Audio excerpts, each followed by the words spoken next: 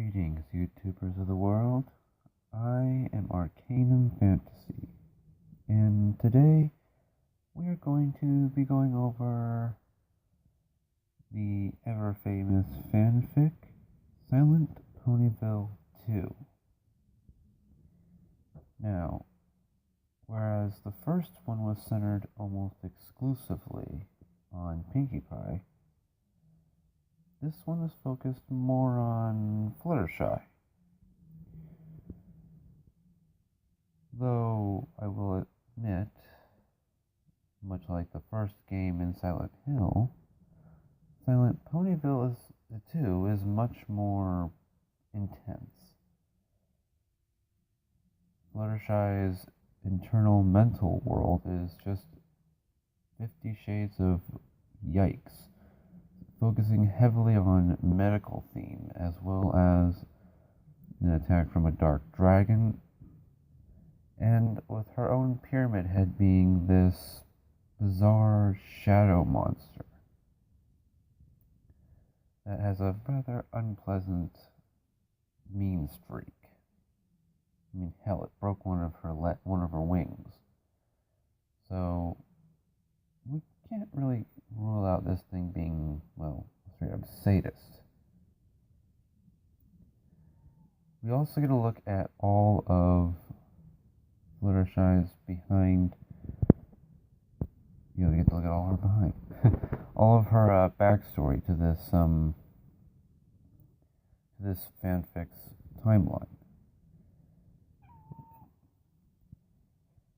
It's also really, in regards to that, it's actually very well thought out, with a arguably beautiful preset to the ending, to which there are multiple. I believe that the original written version,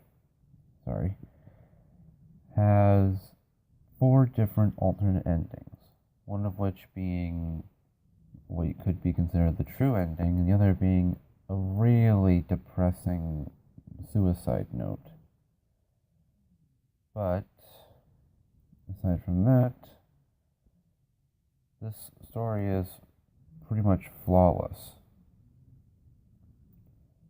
In fact, it's one of those things that you just have to read and experience to believe, and be able to get all the proper emotional impacts it leaves. Spelling is pretty much perfect. Grammar and pacing are really well put together. Hardly any broken sentences as far as I could see, and it didn't really suffer from the of-off error, as a lot of fanfics tend to do. All in all, I can safely say that Silent Ponyville 2 has earned a 10 out of 10, much like its predecessor. And unfortunately, that's all I can really talk about for now without spoiling anything about the fic. So, like, comment, subscribe, and if you're feeling particularly generous, stop by my Patreon account and leave a little donation. After all, every little bit helps. And don't be afraid to stop by my my own fanfiction account to look at my own written works and provide some much requested criticisms and requests on improvement. After all, just because I'm a fanfiction reviewer doesn't mean I'm consider my own works flawless. I would love to see how to improve on those as well. Now, have fun this October, and sleep well.